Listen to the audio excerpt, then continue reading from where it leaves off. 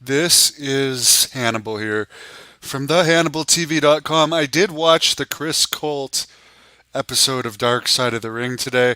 I have to say, this was maybe my least favorite episode ever. There was a couple. I mean, I didn't like the one I was in on Abdullah the Butcher.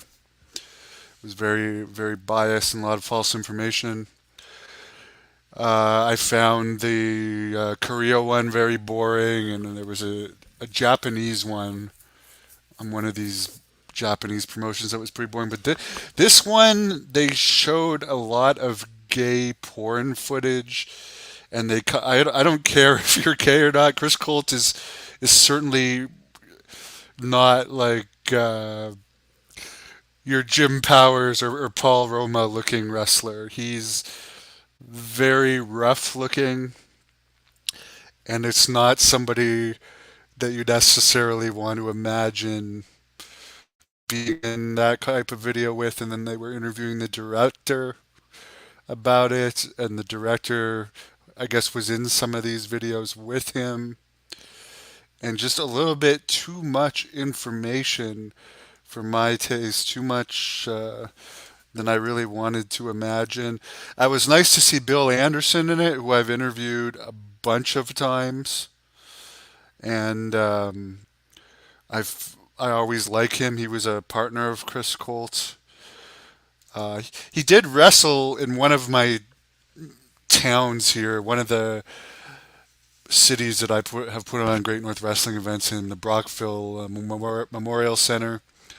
Because I remember when I went there one time, WWE came there once too randomly in 2022, but they were showing me some posters, and I think it would have been the Bear Man or the Wolf Man promoting back then, but in the 80s, Chris Colt headlined a show out here, and I was always a bit interested in him after seeing that poster because he looked like he's with the makeup and everything.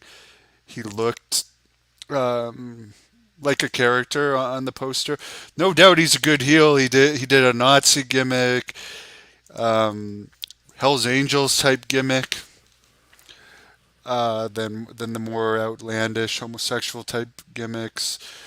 They tell one story in this, and I know they exaggerate stories a lot, but Bill Anderson's usually a pretty straight shooter that he was in a cage match and took LSD before. He was obviously a big time drug user, and he had hallucinations that there were spiders coming to get him, and he ended up running into the crowd and attacking people in the crowd, which is easy to imagine. And Bill had to run out and save him because it caused a full riot. This is in the day when news didn't travel. Because if news traveled more, I could see him not. He eventually got stopped. People stopped booking him because he became too unreliable, and his substance abuse problems became too serious. They mentioned the worst. He apparently died from HIV, and had supposedly, according to one of the stories, something sticking in his arm. Was found in an alley in Seattle at the time of his death. He always wanted to die young, supposedly.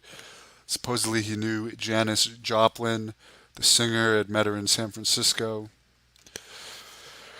But yeah, really, there's probably, it seemed like at least 15 minutes of this on his, once he got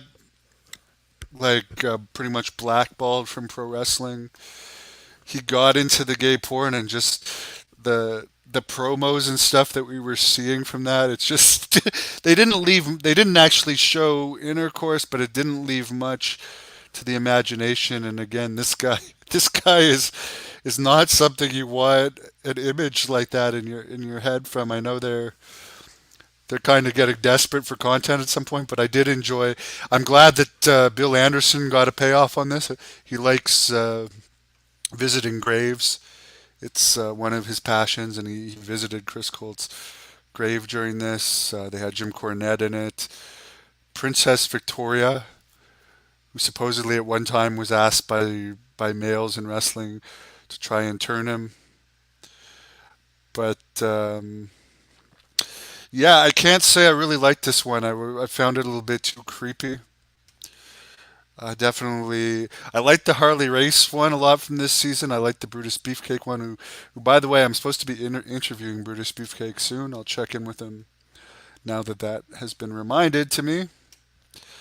And yeah, I would suggest stopping before the end if you don't want to be having nightmares about imagining this guy going at it with others. I don't even think if it was heterosexual porn, seeing these type of promos would be something that I'd want to think about, just because he's such a grotesque individual. Yes, Brutus Beefcake was the booty man. Mike D, how's Piper? I got a picture of her today.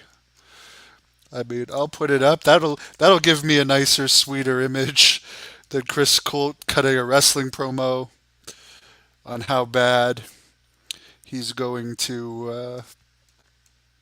There's cute Piper, by the way.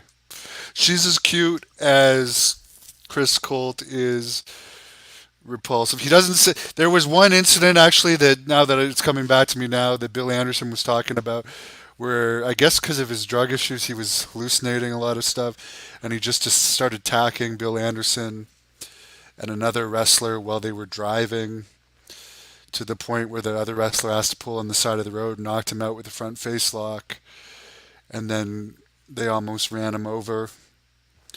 But he seemed like not a fun guy to hang around. Maniac 541 liked the episode since you'd never heard of him. Definitely the least star power of any episode, because it's not like, I'm sure there may have been times where he may have worked with some famous people, but it was mostly stories about unknown people. Definitely a strange guy. Jim Cornette said he was the first to use music. He used to come out to the Welcome to My Nightmare Alice Cooper song. He used the Alice Cooper makeup too, which was cool. But again, I think the sexual stuff in this one was a little bit over the top for my taste. But let me know what you all thought of it in the comments.